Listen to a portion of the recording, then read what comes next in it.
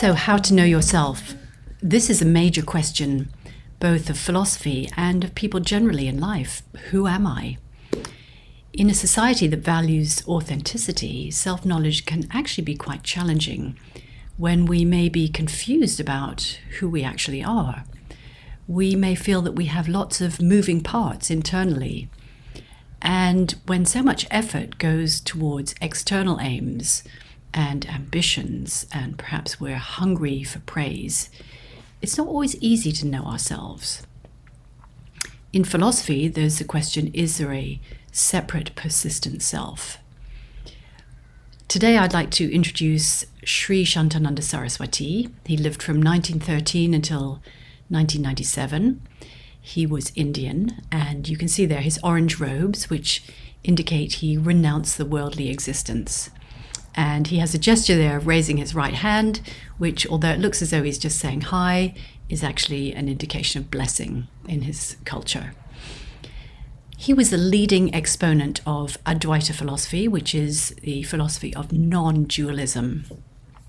His title was Shankaracharya, which is a compound. It means he was an acharya, a teacher of Shankara, the 8th century founder of the school of advaita, non-dualism, which is to say the school that propounded that there was ultimately one, not two. But when we go to Shri Shantananda Sarasvati, we find that, yes, he answers from that tradition, but also he gave a very broad variety of answers from lots of different sources. So it makes a very interesting teacher, really. And I would say many students in the school, and myself also, would say that our lives have been really deeply enriched by his wisdom over many, many years. So today I'd like to refer to an answer from this book, Good Company, which is sayings, stories, and answers from Shri Shantananda Sarasvati. It's an easy way to get to know him. It's an easy book, a nice book to read. So let's take a quote on how to know yourself. He says, "If you begin to be what you are, you will realize everything. But to begin to be what you are, you must come out of what you are not." So this is a big promise. If you begin to be what you are, you will realize everything. But the sting in the tail is that we have to come out of what we're not. So what is it that we have to come out of? He goes on, "You are not those thoughts that are turning in your mind. You are not those changing feelings." Well, we're probably familiar with thoughts that are turning in the mind.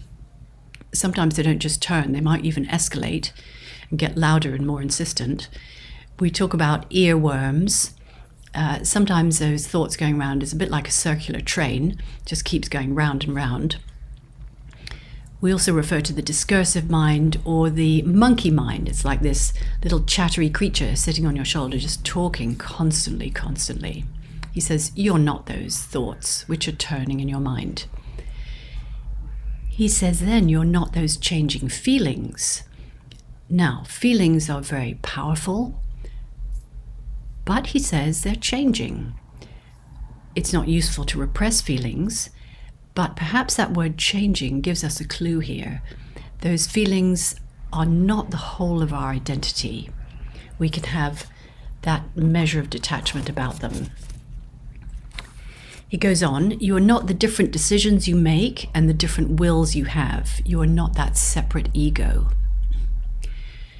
Well, if we take decisions, we're making small and large decisions continuously on a daily basis.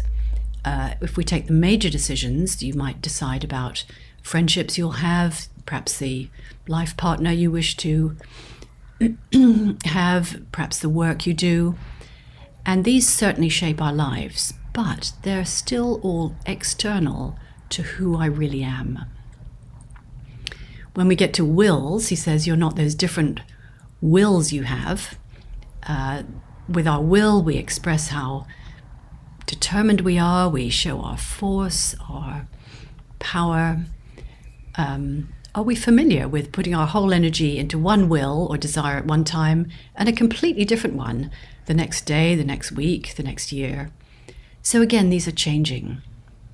He says you are not that separate ego. Perhaps at a business meeting or work meeting or even at a family gathering, you can feel separate from everybody else. Maybe the whole situation may be slightly fractured. Nevertheless, you're not that separate ego. You can still observe that whole situation. So if we're not those thoughts, those wills, those feelings, all of these things which change, that still now leaves a whopping great question: what are you? So in the context of the non-dual philosophy, the individual self or spirit or soul, I'll use some different words, consciousness, is actually the same as the universal self or consciousness. But Shri Shantananda Sarasvati actually puts it very poetically. He says, well then, what are you? You will find, when you have come out of what you are not, that the ripple on the water is whispering to you, I am that. The birds in the trees are singing to you, I am that. The moon and the stars are shining beacons to you, I am that. You are in everything in the world, and everything in the world is reflected in you. And at the same time, you are that, everything. So perhaps we can leave these separating tendencies, these thoughts, these decisions, these feelings, all these things, to realize I am that. And perhaps a way to approach this is to think, my being is greater than all these turning thoughts, changing decisions, separate ego, and so on. I'm greater than all those transient changing things. I am that.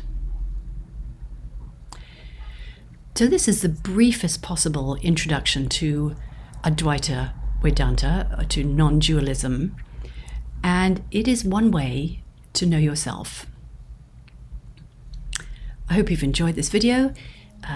Please like it, please share it, and please consider joining our subscription list.